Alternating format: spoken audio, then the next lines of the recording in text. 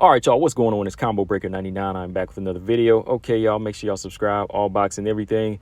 Devin Haney versus George Kambosas. Man, this was a good fight. This was a very good fight. I know a lot of people like knockouts. You know, they love stoppages and so on. But to me, this was a good clinic put on by Devin Haney. Sometimes I just like to watch boxing clinics. You know, I'm a fan of boxing, but sometimes I just like to see guys put on a boxing match. And that's what Devin Haney does. You know, you got to learn to appreciate that. Devin Haney, he went in here, boxed a very good fight over George Kambosas, pretty much shut him out, in my opinion. Went over there, went overseas, went to Australia, became undisputed champion. He's bringing those belts home. Got to give this kid a lot of respect. You know, he had a lot of odds against him in this fight. You know, he had to go to enemy territory, had to go away, and almost didn't have his father come with him. You know, George Kambosas continued to talk a lot of trash, call him a rat, this and that, and even trying to put on this art of war deception thing as far as missing weight, right? But all the while all this stuff is going on, just watching Devin Haney in his interviews, he never broke focus. Never broke focus. You know, his mind was always focused on the task at hand, and that was going in there, fighting a good fight, boxing a good fight, and bringing those belts back home. So shout out to Devin Haney, new undisputed champion, and he did it all with that one basic weapon that I always talk about on my other channel. And as this channel grows and as y'all start to subscribe, y'all know what punch is my favorite punch in boxing. The jab. That's right. That J-A-B. That jab was the key throughout this whole fight. Every single round, Devin Haney was committed to a jab. He just kept that jab in the face of George Kambosas, and George Kambosas was almost rendered helpless. And that's what Devin Haney says he likes to do. He likes to go in there and just shut down his opponent's attributes and just leave them helpless. That's what he does. You know, he went in there and boxed a good fight from round 1 to 12. Now, George Kambosas, he had a few moments here and there, you know, just as he was stepping in and taking a few chances when he let his hands go. But there was never really any scares in this fight. To me, I think Devin Haney really almost pitched a shutout. I think he pretty much pitched a shutout. Maybe there was like 1 or 2 rounds early on in the first half of this fight. I mean, let's look back at the first half of this fight. I mean, right from the jump, the first round, Devin Haney was slamming that jab in the face of George Kambosas. And you could already see, like, the look on George Kambosas' face. It was already kind of turning red from eating several jabs in the first round, that he was going to have a long night. You know, he had a few hard jabs, and he was already having a hard time of getting in and landing his left hook, or even landing like 1-2s. First round, Devin Haney. Second round, maybe I gave the Kambosas when he let his hands go a few times and did land a few good right hands, I think, or like a left hook here and there. And maybe like the second or third. But from there on, I think round 3 and 4, Devin Haney was really getting into a good rhythm and just popping that jab off and just keeping George Kambosas back. He just kept slamming the jab in his face and into the body and just kept him back all night, just kept really making him have to reset.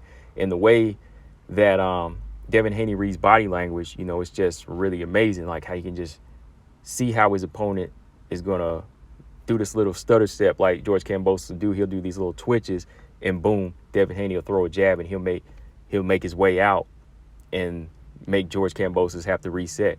You know, so Devin Haney just pretty much, I'd say, won every single round in the first half, maybe lost the second round. So it was like 5 rounds in 1. But from 6 on, it was just a clinic with the jab. You know, the jab stayed in his face. Every time he would throw that jab for a period of time, you know, he'd come over the top with the right hand and crack George Kambosas.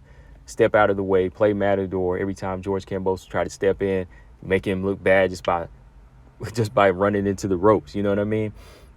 And then there was a couple of times where he'd throw that jab up the middle and throw a nice left uppercut off of the jab.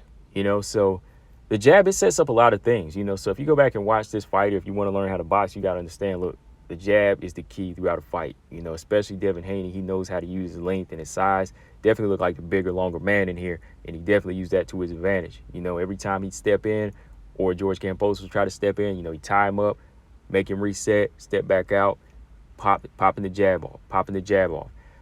George Kambosas, he was always in the fight. You know, he was always awake as far as maybe having that one moment. But that was only if Devin Haney fell asleep. But Devin Haney, he stayed awake throughout this whole fight. He never gave Kambosas a chance, you know. And he knew how to read his combinations, too, because I think even the commentator said this, too. Like, after a while, I picked up on, like, how George Kambosas was really making it easy for Devin Haney on how he would throw the same combination. Like, he would just throw that same combination to step in, and then Devin Haney would just take a step back or just pop off the jab to his face before he can even get to it. So Devin Haney was really doing a good job of just breaking him down like that. And that just shows you how predictable and what level George Kambosas was on, right? Styles make fights. Now, what he did worked against Teofimo, but that just shows you how much of a better boxer Devin Haney is, and how he can read his opponents. Devin Haney not only knows his own abilities, but he knew his opponent's abilities. And when you master both of those, that's a scary thing. And, Devin Haney, though he lacks that power and never really had him in trouble as far as knocking him out, he can just take you apart. He'll just pick you apart, and that's what he did. So 11 rounds to 1. I think it was like 11 rounds to 1. Maybe a shutout. You know what I'm saying? Maybe 12-0. But, yeah, I'd say 11 rounds to 1. Some people say it was 8 rounds to 4, but I didn't see George Kambosas put up that much of a spirit. I think technically he was just broken down by Devin Haney. I think he just did a good job of pitching this shutout, boxing his head off. But, yeah, good fight, man. Devin Haney, he's undisputed champion now. Supposedly there's a rematch in the making. Of course, the rematch is going to take place in Australia again. But I'm with the other commentator. I keep forgetting his name. The one that was commentating with Tim Bradley. He said he don't want to see a rematch. He was like, he think everything that needed to be shown was already shown in this fight. And I agree with him 100%. This fight was kind of like Winky Wright versus Felix Trinidad, in my opinion. Y'all go back and look at that fight. There was a rematch clause for that one, but it never took place. Why? Because there was no need to. Winky Wright proved everything he needed to and boxed Felix Trinidad's head off and pitched a clear shutout in that fight, right? And now, this fight in some eyes may not have been as dominant, but it's still clear who the winner was. It wasn't competitive at all. I think Devin Haney, he went in there and took everything away from George Kambosas. Like I said, there was never any scares. There was never any toe-to-toe, never any back and forth. There was no controversy in any rounds where you could say, oh, George Kambosas, he edged this out or he had Devin in trouble. Never.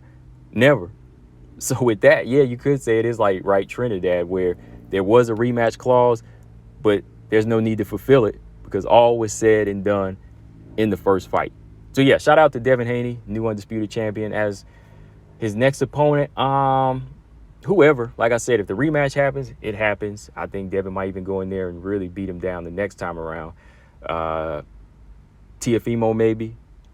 I think Tank and Ryan are going to fight, so maybe the winner of Tank and Ryan Garcia. Tank and Devin, that's going to be a good fight. Boxer versus puncher, that's going to be a crazy fight if that ever happens. But, yeah, Devin Haney, he really proved it that he wanted to fight the best, and now he is the best, you know what I mean? So anybody that wants it, I'd love to see them in there with him. This guy's a masterclass boxer. Let me know what y'all think, guys. All boxing everything. I'm out. Subscribe. Peace.